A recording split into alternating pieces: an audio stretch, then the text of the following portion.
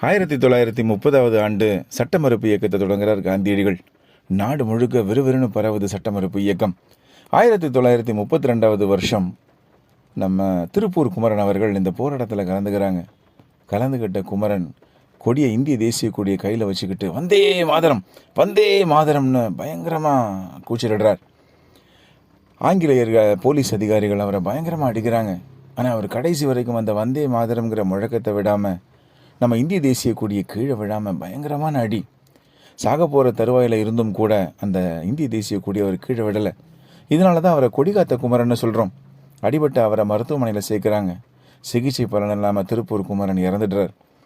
இந்த செய்தி கேள்விப்பட்ட உடனே காமராஜர் ஐயாவுக்கு சொல்லணும்னா துயரம். அந்த பிரியா விடையில் அவர் கலந்துக்கிறார் காமராஜர் ஐயா.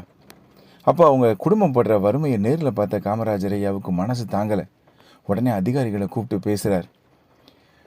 திருப்பூர் குமரன் அவர்களோட குடும்பத்துக்கு 10 ஏக்கர் நிலம் கொடுக்கணும்னே அப்படின்னு சொல்ல, அங்கே உள்ள அதிகாரிகள் அப்படி பிரித்து பார்க்குறாங்க. அவங்களுக்கு ஒன்றும் புரியல.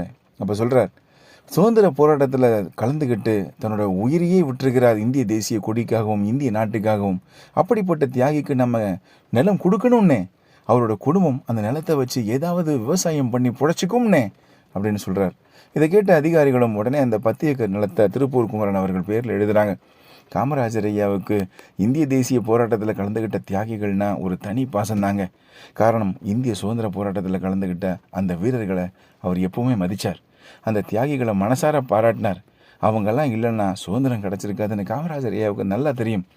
காமராஜர் ஐயா என்றுமே மக்கள் மனதில்